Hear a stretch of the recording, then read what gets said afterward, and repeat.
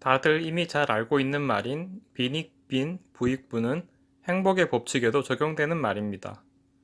행복한 사람은 더 행복하게 해주고 불행한 사람은 더 불행하게 해준다는 것이죠. 너무 불공평하게 들리죠? 그런데 그렇답니다. 이게 일종의 진리입니다. 성경에도 이러한 내용이 있는데요.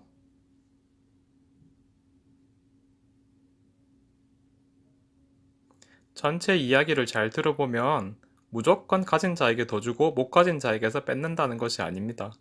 사실은 마음가짐과 태도를 말하는 것입니다. 자기가 가지고 있는 조건에 대해 감사하고 그것을 최대한 활용하는 자에게는 더 많은 기회를 준다는 것이고, 반대로 자기가 가지고 있는 것을 하찮게 여기고 내팽개쳐 버리고서 아무 노력도 하지 않고 다른 일을 원망만 하는 자에게서는 그것마저 빼앗아 버린다는 것입니다. 있다라는 것은 내 마음에 풍족함과 여유로움, 감사함이 있다는 것이고, 없다라는 것은 내 마음이 가난하여 여유가 없고 감사함이 없다는 것입니다. 실제 사례는 아니지만 누구나 쉽게 이해할 수 있도록 알라딘을 예로 들어봅시다. 알라딘은 원래 시장에서 좀도둑질이나 하면서 지내는 소년입니다. 돌봐주는 어른도 없고 배운 것도 없고 제대로 된 직업도 없이 살아가고 있었습니다. 그렇지만 친구들과 어울리며 재미있고 행복한 삶을 살고 있었어요. 돈은 없지만 친구가 있어서 좋았고 몸이 건강하고 재빨라서 좋았고 꿈이 있어서 행복한 놈이었습니다. 하지만 마법사 자파는 불만으로 가득 찬 삶을 살고 있었죠. 왕의 신하로서 명예와 부를 누리고 있지만 왕이 되고 싶었고 자기가 왕이 아닌 것이 몹시 불만이었죠.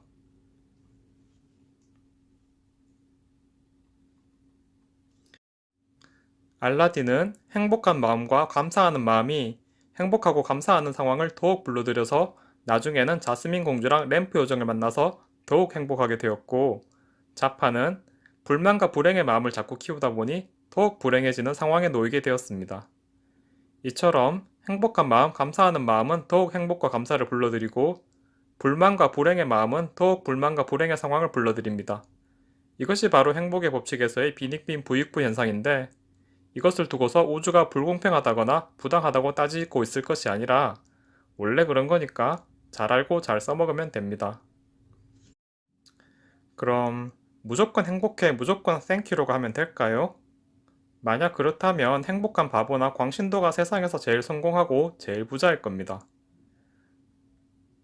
무조건 행복해, 무조건 땡큐로가 하면 안 됩니다. 고난과 역경을 겪으면서 실천하는 진심에서 우러나오는 그런 것이어야 합니다. 사실 알라딘도 마냥 행복한 사람은 아니었죠. 좀도둑인 자기 자신이 자랑스럽지는 않았을 것이고 자스민 공주를 만난 다음에는 더욱 그러했을 것입니다. 그리고 맨날 훔치고 썩이고 요리조리 피해 다니느라 피곤하기도 했을 겁니다. 자스민 공주에게 잘 보이고 싶어서 왕자가 되고 싶었고 원래 왕자였다고 거짓말도 하고 램프를 뺏기지 않으려고 했습니다. 하지만 알라딘은 무언가를 얻게 될 때마다 행복과 감사함을 느꼈고 그것을 표정과 행동으로 표현하였습니다. 공주와 친구들에게 행복을 나누어 주고 싶어 하였습니다. 나누고 싶은 행복에 초점을 맞추고 행동했습니다. 하지만 자파는 매사에 감사함이란 없고 불만을 기반으로 하여 행동하였습니다. 자기 자신의 이익을 위해서만 자기의 불만에만 초점을 맞추어서 행동하였습니다. 같은 행동을 하더라도 감사함이 깔린 행동과 불만이 깔린 행동은 그것이 불러들이는 기운이 다릅니다. 그래서 행복한 자는 더욱 행복해지고 불행한 자는 더욱 불행해진다는 것입니다. 오늘 제가 말씀드린 것이 쉽고 당연한 것 같지만 결코 쉽지 않습니다. 저도 지금 머리로 알고 입으로 말하고 손으로 타이핑을 하고 있지만 실천이 제대로 되고 있지 않다는 것을 알고 있습니다. 지금도 제 마음 한구석에는 만족과 행복, 감사보다는 실망과 불만, 불안이 살짝 더 큰 상태인 것 같아요.